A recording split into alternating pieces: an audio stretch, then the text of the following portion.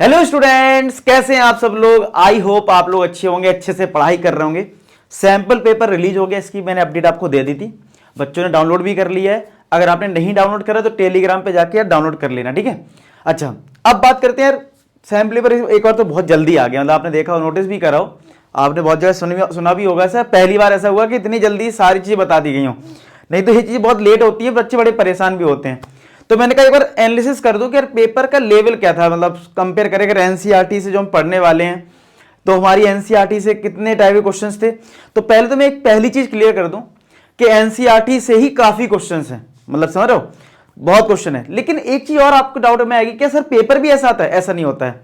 पिछली बार सीबीएसई ने जब प्रैक्टिस पेपर लॉन्च किया था तो प्रैक्टिस पेपर हार्ड था, जबकि जो ओरिजिनल पेपर आया वो इजी आया।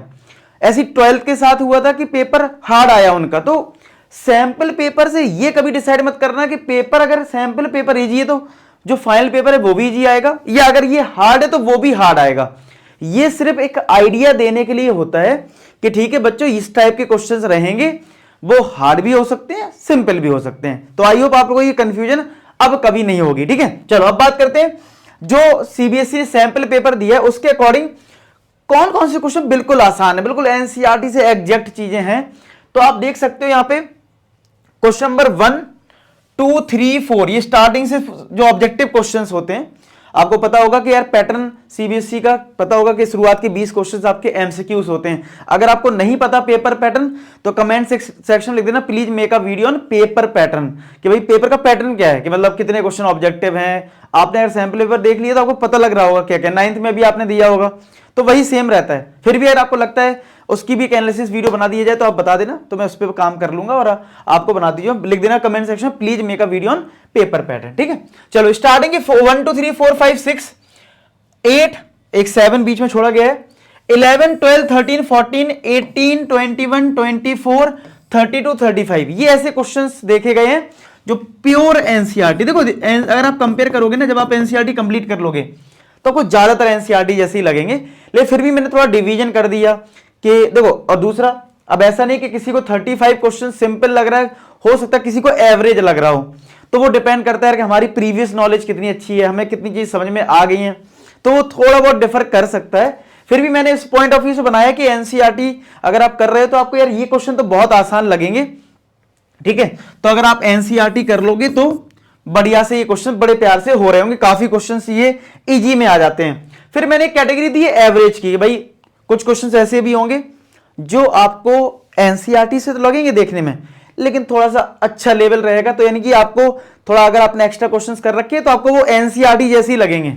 अब जैसे आपको क्या समझाऊं इस चीज को, जैसे आपने देखा होगा कि 9th क्लास से आप आए हो, 10th में पॉलिनोमियल चैप्टर है, एनसीईआरटी में बहुत आराम से क्वेश्चंस हो जाते हैं, कुछ है ही नहीं जाता बहुत, ठीक है। लेकिन जब आप कोई बुक रेफरेंस पढ़ते हो उसमें भी इसी टाइप के क्वेश्चंस होते हैं, लेकिन फिर जब आप रेफरेंस बुक सॉल्व कर लेते हो तो आपको सारे क्वेश्चन आसान लगते हैं, फिर आप कहते हो ये तो एनसीईआरटी जैसे हैं। लेकिन जो बच्चा सिर्फ एनसीईआरटी पढ़ के जाता है उससे वो क्वेश्चन नहीं बन पाते हैं।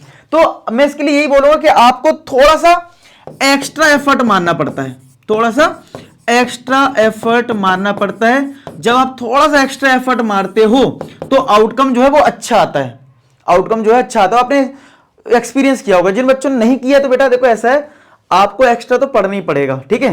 बुक्स में सजेस्ट कर दूंगा किसी वीडियो में कि आप कौन कौन सी बुक से पढ़ो, ठीक है, वो सारी चीजें हो जाएंगी। लेकिन आपको एनसीईआरटी पे स्टिक मत रहना। वो बात अलग है कि सैंपल पेपर में काफी क्वेश्चंस आपको एनसीईआरटी जैसे लगेंगे। इवन मैंने जो एवरेज भी दे रखी ना, कुछ बच्चे कहेंगे सर ये भी तो सर एनसीईआरटी बेस्ड है, तो बिल्कुल है, पूरा पेपर एनसीईआरटी बेस्ड है, समझ रहे हो।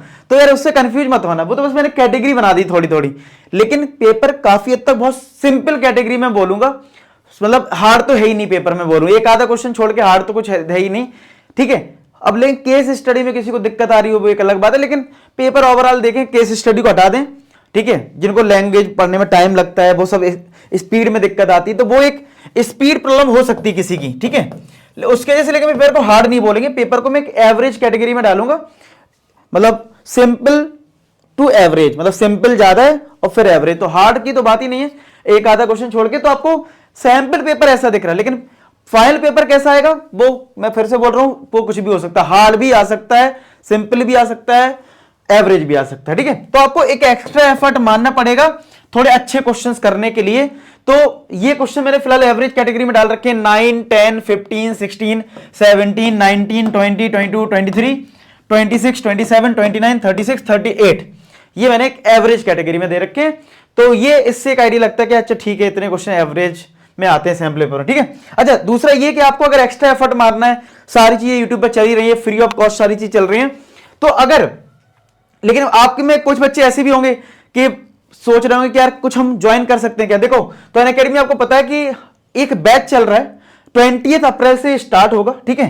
20 अप्रैल से स्टार्ट हो रहा है, 20 अप्रैल से, ठीक है, जिसमें आपको मैं आपको मैथ्स पढ़ाऊंगा और संतोष सर साइंस पढ़ाएंगे और धिगराज सर एसएसटी पढ़ाएंगे और कृति मैम आपको इंग्लिश पढ़ाएंगे। तो देखो सारे सब्जेक्ट कवर हो रहे हैं, ठीक है। और इसकी जो कॉस्ट है वो मतलब 3000 रुपीज है, और डिस्काउंट के बाद आपको जब ये कोड लगा लेंगे, ये कोड है LA4S, तो इसके बाद डिस्काउंट जो है शायद से 2700 के आसपास पड़ेगा, एक बार चेक कर लेना यार आप, ठीक है।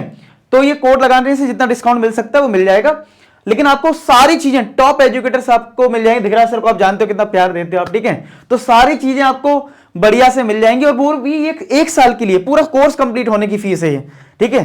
तो बढ़िया से आप पढ़ सकते हो, अगर आप चाहे तो डिस्ट्रैक्ट नहीं होना, कुछ नहीं करना है, तो मतलब आपके लिए बेस्ट बैच है। इसकी लिंक डिस्क्रिप्शन में, अगर आपका कोई भाई है, ठीक है, और मतलब कोई वीडियो 11th क्लास का बच्चा ये देख रहा है तो अपने भाई को सजेस्ट कर देना। 10th वाले बच्चे तो देख ही रहे होंगे मोस्टली।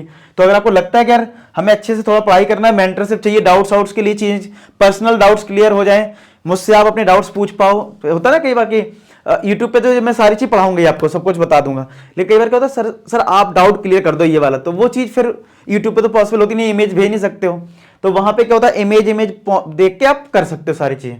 तो ये अब आते हैं कि हार्ड क्वेश्चंस कितने हैं। तो हार्ड क्वेश्चन बहुत ज्यादा नहीं है, मतलब ये मैंने हार्ड जरूर बोल रहा हूं, लेकिन आप पूरी एनसीईआरटी लगा लोगे, थोड़े एक्स्ट्रा क्वेश्चंस की प्रैक्टिस कर लोगे, ये भी आपको एवरेज ही लगेंगे। वो तो मैंने फिर भी अभी फर्स्ट टाइम के लिए अभी आपने स्टार्ट करोगे, तो जिन बच्चों ने सिर्फ एनसीईआरटी पढ़ी, कुछ भी एक्स्ट्रा नहीं पढ़ा, तो उनको थोड़े से ट्रिकी लग सकते हैं। तो वो है 7, 25, 28, 30, 34, 37, जिसमें 28 क्वेश्चंस आउट ऑफ सिलेबस है। मतलब अगर आप एनसीईआरटी की बुक देखोगे तो उसमें इस टाइप के कोई भी क्वेश्चंस नहीं है। इवन ये क्वेश्चंस पिछले साल भी नहीं थे। मतलब ये मान लो मैं कहूं इसको सॉल्व करो, मतलब मैं अगर कुछ ऐसा डेटा आपको दे दूं ना, इस टाइप का अगर कुछ क्वेश्चन दे दूं ऐसा, ये सिलेबस में नहीं है, लेकिन अगर आप 28 क्वेश्चन को देखोगे तो ये दे दिया इस टाइप का फॉर्मेट वाला क्वेश्चन, जबकि ये सिलेबस में नहीं है। तो अब ये सीबीएसई ने क्यों दिया है इस पे तो हम थोड़ा डिस्कस करेंगे बाद में, हो सकता है सीबीएसई को चेंजेस बताए तो मैं बता दूंगा अपडेट, ठीक है। लेकिन ये वाला क्वेश्चन आप देख लेना, स्टैंडर्ड पेपर में है 28, जिसमें इस टाइप का फॉर्मेट का क्वेश्चन दे रखा है, जो कि सिलेबस में है ही नहीं है, एनसीईआरटी में ही नहीं है, पिछले साल भी नहीं था, पता नहीं क्यों दे दिया। तो यार हर साल सीबीएसई कुछ ना कुछ ऐसा कर देती है जो कि दिक्कत की बात हो जाती है, ठीक है। तो ये सारी चीजें, बाकी आप अच्छे से पढ़ाई करेंगे, आपका मैं पूरा हेल्प करूंगा, और इस वीडियो में आपकी कुछ हेल्प हुई है, कुछ आइडिया लगा है कि पेपर से हमें क्या क्या सीखने को मिला। मैं आपको कंक्लूजन बता दूं, पेपर सिंपल था, सिंपल टू एवरेज था, लेकिन इसका बिल्कुल मतलब नहीं कि फाइनल पेपर सिंपल आता है, ऐसा नहीं होता है, चेंजेस कुछ भी, ये सिर्फ एक आपको आइडिया दिया जाता है। सैंपल पेपर का मतलब एक आइडिया कि इस फॉर्मेट के क्वेश्चन हो सकते हैं। अब हार्ड कितने होंगे, इजी कितने होंगे, किसी को नहीं पता होता है, ठीक है। तो आई होप आपसे को इस वीडियो में हेल्प मिली हो। ऐसी वीडियो के लिए चैनल को सब्सक्राइब कर लो। मिलते हैं नेक्स्ट वीडियो में, तब तक अपना ख्याल रखो, पढ़ाई करते रहो। लास्ट में एक ही बात बोलूंगा कि आप सभी सफल हो। धन्यवाद।